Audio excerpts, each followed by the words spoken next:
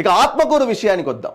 ముఖ్యంగా ఆత్మకూరు విషయానికి వస్తే టోటల్ ఎలక్టర్స్ 2,10,000 మంది మొత్తం ఓటర్లు ఉన్నారు. ముఖ్యంగా 6 అక్కడ మండలాలు ఉన్నాయి.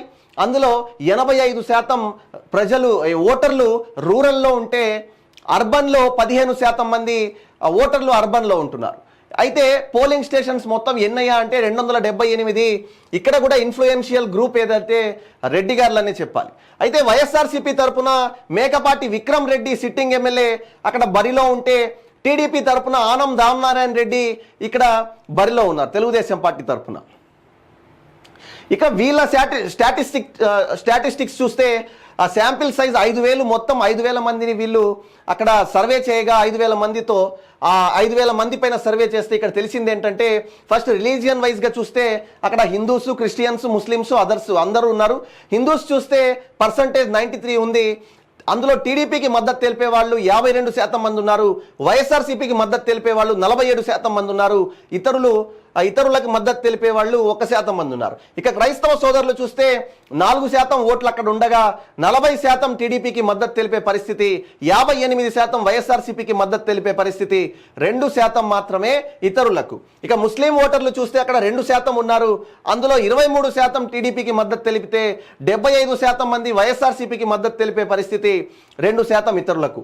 అదేవిధంగా జెండర్ వైజ్ చూస్తే మేల్ ఓటర్స్ అంటే పురుష ఓటర్లు 51% ఉంటే అందులో 53% టీడీపీకి, 45% వైఎస్ఆర్సీపీకి.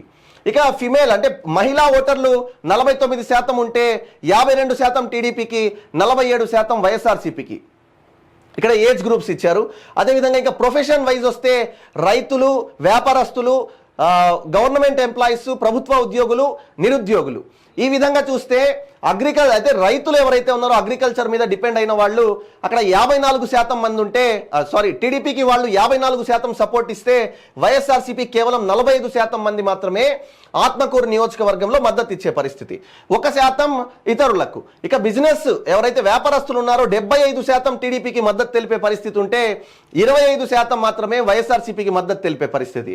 ప్రభుత్వ ఉద్యోగులు 85% మంది టీడీపీకి మద్దతు తెలిపే పరిస్థితి ఉంది, 12% ఇక్కడ వైఎస్ఆర్సీపీకి మద్దతు తెలిపే పరిస్థితి.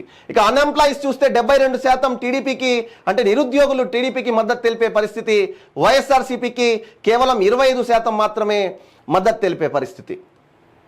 ఈ విధంగా చూస్తే probable winner Anam Ramanarayana Reddy, probable margin అంటే దాదాపు 9,000 నుండి 12,000 ఓట్లతో ఆనం రామనారాయణ రెడ్డి గెలవచ్చు అన్నది ఈ సెంట్రల్ ఇంటెలిజెన్స్ యొక్క సర్వే రిపోర్ట్.